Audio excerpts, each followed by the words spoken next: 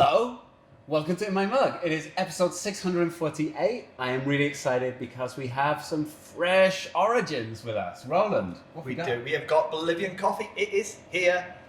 Oh, yeah, it's been very much looking forward to this one. So, Bolivia, it's normally been about kind of 6 months harvesting wise away from the Central American coffees that we get in the summer. However, climate change and some little delays in shipping, particularly around the pandemic. These have really delayed things a little bit. So these would normally have been reaching us maybe January, February. It's pushed on a little bit now. We're really excited that they're here. And our first one is from Don Carlos.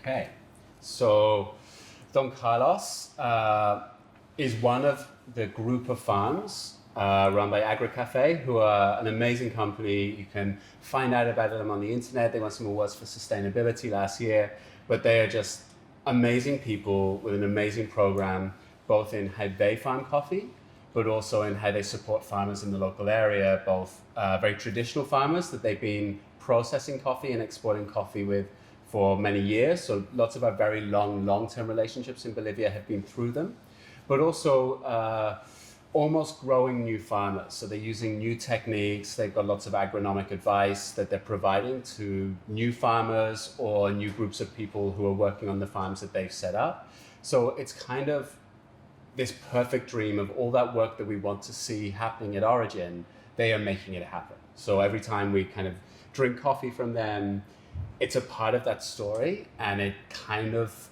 supports all of our ideals and values and what we want to see happening at Origin. And there's lots of ways in which this kind of had to happen. So Bolivia, in terms of its coffee production, is almost like 10% of what it was 10 or 11 years ago now. It's really tiny. And it's really expensive for lots of practical reasons for them to grow coffee there. So being a commodity producer, doing generic, is really not an option in Bolivia. It's not paying the bills. And going towards that specialty side of things, producing great flavour and great quality. AgriCafe really led the way with that. And what they were seeing was, because of that price point, because that meant they were really struggling to make money, lots of farmers were stopping and weren't growing coffee anymore. They were moving into growing something else, or just going to work in the cities and moving away. And actually Don Carlos, who this farm is named after, he was one of the employees, that very senior important employee for AgriCafe, who actually said, look, you need to buy the land, do it yourself, take control of that element and have some farms, and we can use that to help other farmers, all these people who are delivering coffee to us, understand how they can do better practice and get better results and grow themselves and be part of that. So yeah, really great and important step that has produced some delicious coffees. And we've seen a lot of the smaller producers we work with, they've been sustainable now for quite a few years now, in a way that we're kind of seeing stability we hadn't seen, say 8, 9 years ago. We weren't seeing that. So before we get into the taste of the coffee, which is amazing, I'm really enjoying, but let's not peak too soon.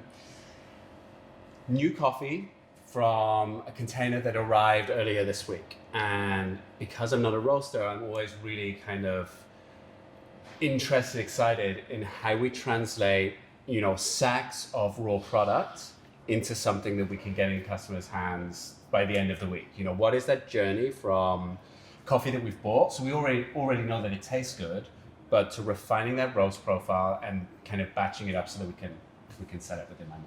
So the first time we'll have tasted this coffee was late last year, and that was before it got sailing, when it was still in Bolivia, and we got a little sample of it sent over, and we do a sample roast on it.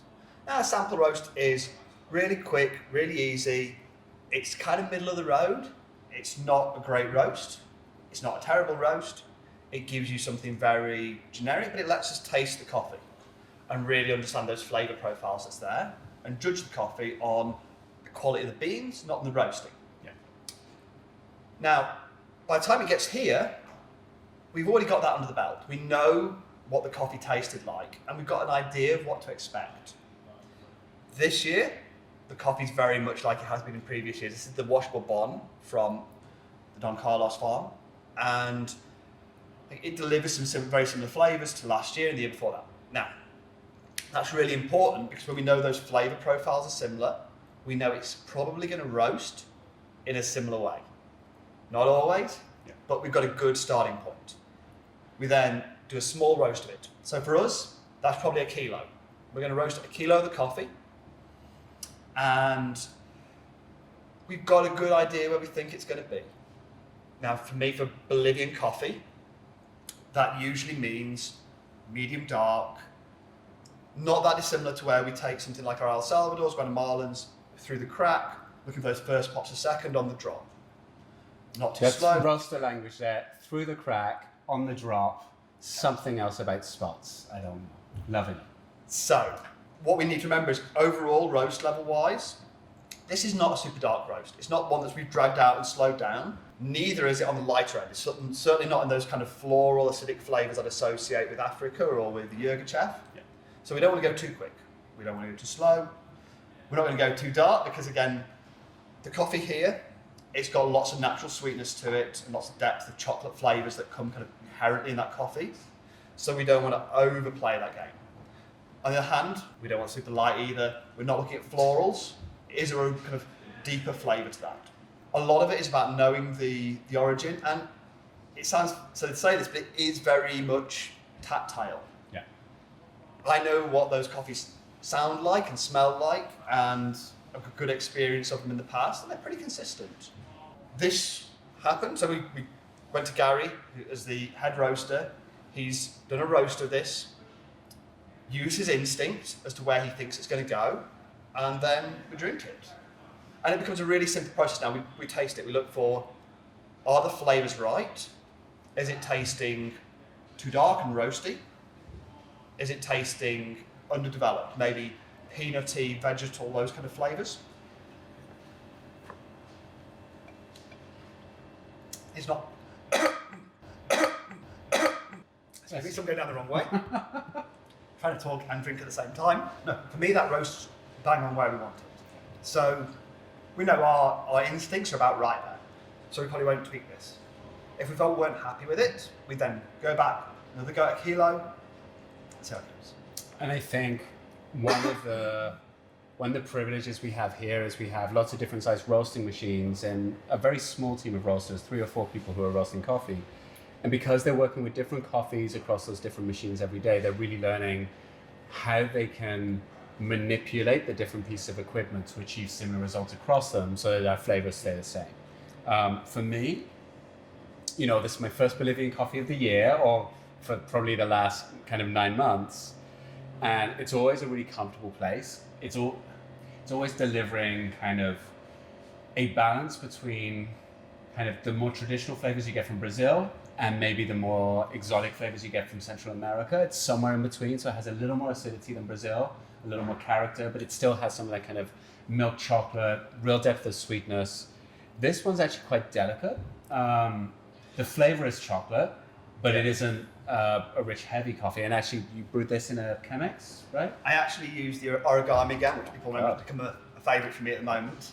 So it's got, everything you'd expect from a pour over brew through paper, so it's really clean. But actually, it's a light coffee with really nice, clean flavors. So milk chocolate, not dark chocolate. A little bit of fruit. I'm not sure what I would. For me, I would say there's a little apple there. Mm-hmm. It's very restrained. A little bit of the kind of green apple, almost like kind of the peel or the smell of green apple rather than that kind of bright acidity.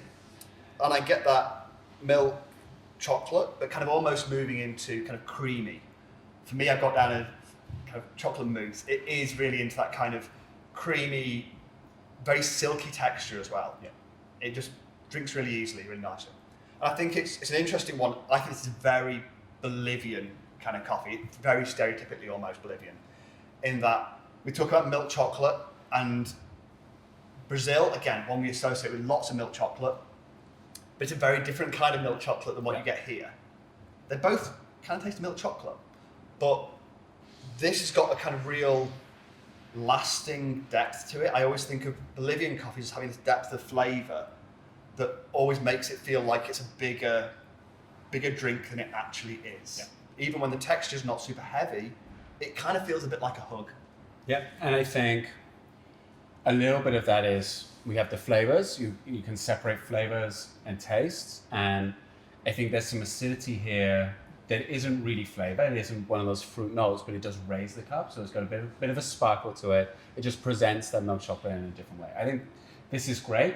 I'm really excited. I'm also really excited because we're going to have a lot more Bolivian coffees over the next few weeks and months, and they're all going to be different. They're all going to share characteristics with this, but they're all going to push that kind of origin in a different direction, which is one of the challenges when you're working with Brazils. Brazilian coffees can be amazing, but there's quite a narrow window of, a flavor range.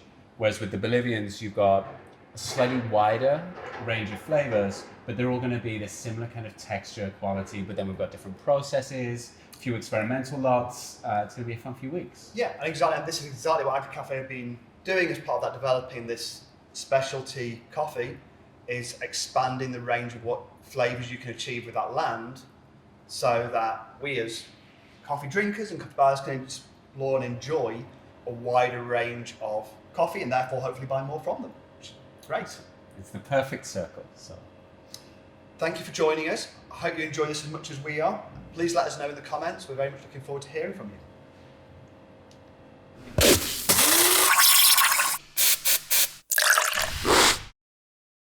We ready? Sure. We're just in sync, you see.